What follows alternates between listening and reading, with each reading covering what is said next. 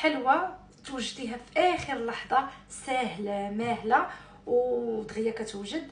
مكونات اللي بسيطه، واحد المزيج بين الملوحه والحلاوه، كتجي كتحمق. اجيو معايا نشوفوا المقادير الطريقه. هنا عندي البنات واحد 250 غرام ديال الزبده نوعيه جيده، عندي واحد 5 ديال الفرماجات، وعندي واحد قشور ليمونه اللي حكيتهم هكايا. المهم من هنا غتعرفوني انني اكبر معكازه، ماشي هي ما يحك في الطبسيل ويعاود يحط. المهم ديريكتومون في القصريه. غادي نزيد عليهم هنايا واحد نص كاس البنات ديال السكر كلاصي باش نبدا نخدم. شوفوا راه شي مرات هكا تنكون بوحدي، تنكون نصور بايد وخدامه بايد، غير قبلوا على اللي وجد. وهنايا غادي نزيد عليهم واحد ساشي ديال السكر سنيده صافي. هنا غادي نزيد عليهم واحد الكاس ديال الزيت صافي. هنا غادي ندوز نخدمهم مع بعضياتهم.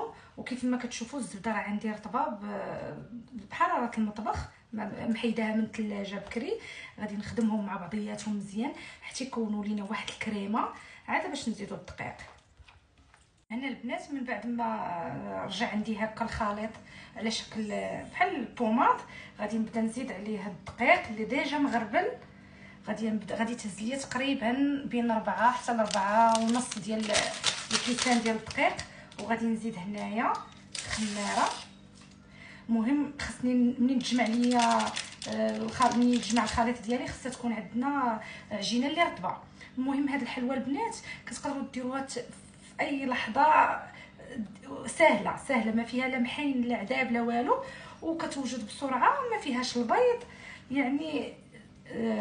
كتجي ما كتعذبكش. دوازاتي دابا تكون عندك هذه ديما.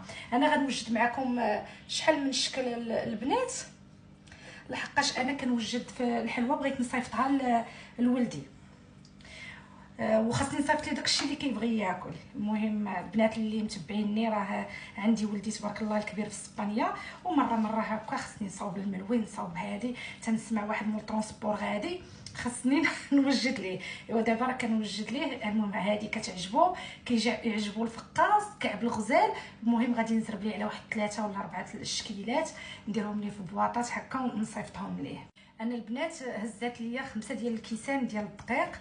كيف ما كتشوفوا العجينه ديالنا كتولي ساهله هكا في التحربيل، كتولي ساهله ما قاصحه ما جاريه كيف ما تتشوفوا معايا. صافي دابا غادي نجيب اللاطه ديالي وغادي نبدا نشكل فيها. هنا البنات انا بديت كنشكل في العجينه ديالي، غنديرها هكا على شكل هلال بحال الكعبه. وديجا الفران ديالي كيسخن على 160 درجه، ما خصهاش الحراره بزاف، كنشعلوا عليها الفوق والتحت. البنات الحلوه من بعد ما خرجتها من الفران ما كنقيسهاش نهائيا، لانها كتكون هشيشه ورطبه بزاف. نخليوها حتى تبرد. اين فوا تبرد غادي ندوز غادي نفندها في سكر كلاصي.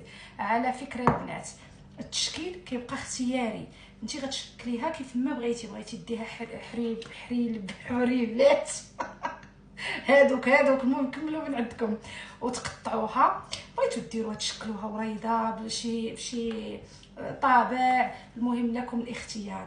انا ولدي حبيبي اختي تيقول لها حلوه ديال البنانه، غنديرها ليه بنانه. على الكعبه وهذه تيقول لهم حلوه البنانه، غنديرها ليه بنانه. وانتم لكم الاختيار في التشكيل وحتى في التفناد. الا بغيتو تفندوها مثلا باش ديروها هكا هلاليه، حاولوا ديروها غير في سكر كلاصي. حربلتوها شو دابا كيخرجات مسكره. حربلتوها وقطعتوها ودرتوها مرصوات، ديروها في الشوكولاط وديروها في الكوك محمر ولا في الكنافه ولا في الفويتين ولا اللي بغيتو.